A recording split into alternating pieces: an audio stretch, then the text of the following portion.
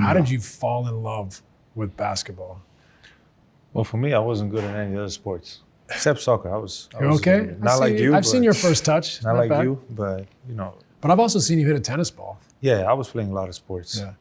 Tennis, soccer, and basketball were the main ones. I played even volleyball. I played, so it was for me. It was fun just to do sports. And then I went outside. You know, like after school, I went outside every time just to play basketball. Yeah. Playing hoops from a young age, or playing anything? Anything. Anything. Well, most of basketball. Yeah. But because your dad, Sasha, was EuroLeague. Yes. Played in the EuroLeague. Great player. So you obviously he was okay. He was okay. All right. Just making sure. But I mean, but that's also like my dad was a soccer player, so I grew up playing in the backyard playing soccer. It must have had an influence on you. Yeah, for sure. Like I went to his games. You know, when I started like being ball boy. I was a lot of ball boy in EuroLeague games. I was ball boy for Olympia, so that's how I used my time to just get on basketball. They let us game before the game, halftime, and after the game. I was just shooting.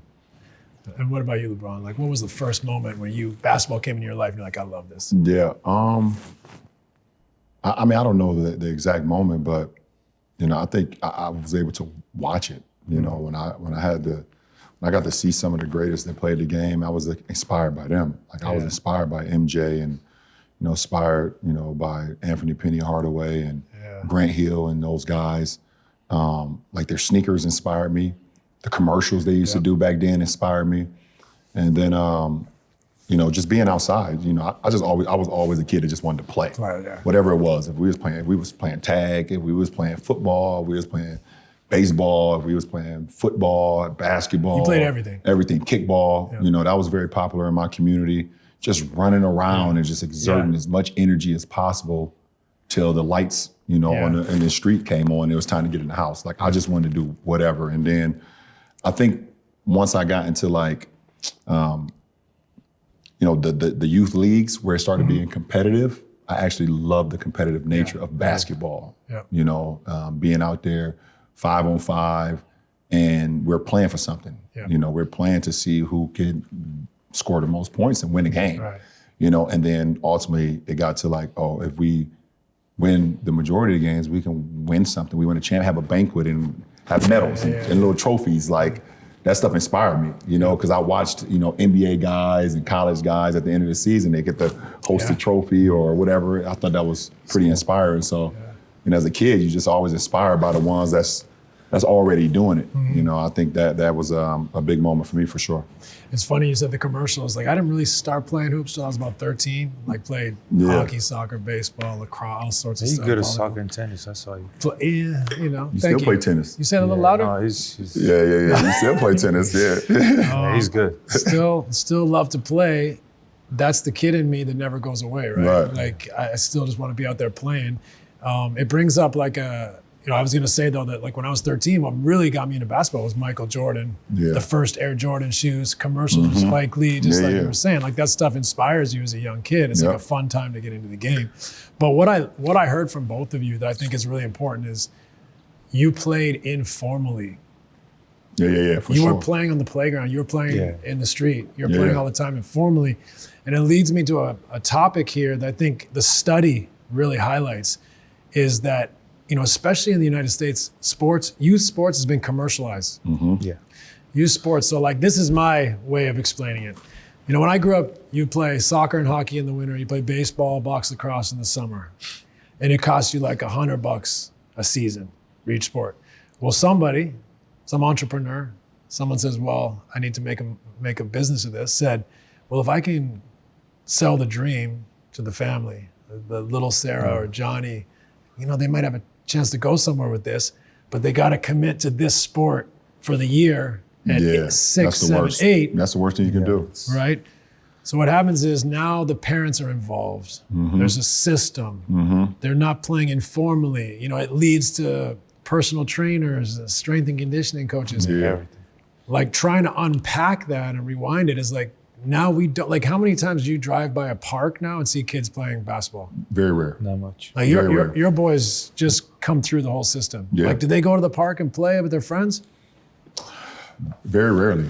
Very rarely. You know, they did play outside a little bit, but mostly it's indoors. They didn't And programmed. Yeah, and program, and they lived, for the majority of the time, my kids growing up lived in, South Florida and lived in Southern California. Yeah. So like, it was no reason for them not to be outside. Right. I get it if they, the majority of the time, grew up in Northeast Ohio where you have 4 seasons and it's hard to get on an outdoor court where it's 6 inches of snow or it's raining crazy. It's not the thing. And like you said, I think not allowing kids to just go out and just, explore all sports, basketball, football, soccer, lacrosse, track and field. Like me and my guys, we ran track and field as well when we were like super duper young. We played football all the way, American football all the way through high school, we didn't just cap it at one thing, you just did one thing all year round. And I think a lot of kids burn the hell out. You just tell them to do I'm gonna just do this one all year round. I'm just play basketball or just play volleyball or just play soccer all year round. You burn out, at 22, 23, 24, because you've just been doing it since younger. Or younger. 13, yeah, 13. They say, fuck the hell with it. I'm done. I don't even want to play no more. So I don't think putting the cap on these kids, being able to, they should be able to just explore, man. Do they still play on the playground in Slovenia? Not much. Even there, it's still more programmed now. It's fascinating to me because I think like what happens is that's where we develop the joy, right? It's playing with your friends, not a coach telling you what to do. It's trial and error. And it's like on the playground, you're allowed to make mistakes and nobody's going to say anything. And I think that's like one of the main points too.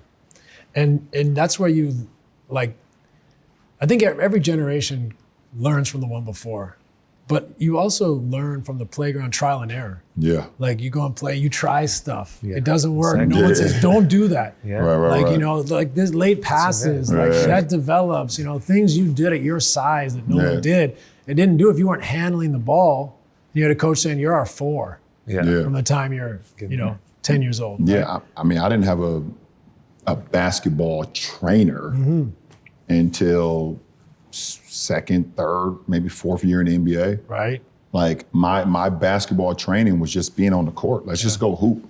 Yeah. Let's go hoop. Let's 100%. 5-on-5 or 2-on-2 or 3-on-3 or like a game that we played, when I was growing up, it was called 33 or 21. Yeah. Basically it's one man for himself and you could be guarded by all your friends. And if I score, I go to the free throw line, I shoot 2 free throws and I get it back. Yeah. Like, it's like, and that's how a lot of creation started with me, being able to dribble around 3 or 4 guys, going behind the back, being able to shoot, getting physical with your friends, so it's just, it definitely helped me out a lot, tremendously. Let me ask you, let me just pose this for you. So you're out there trying to get between 2, 3, 4 guys at your size, or even my size.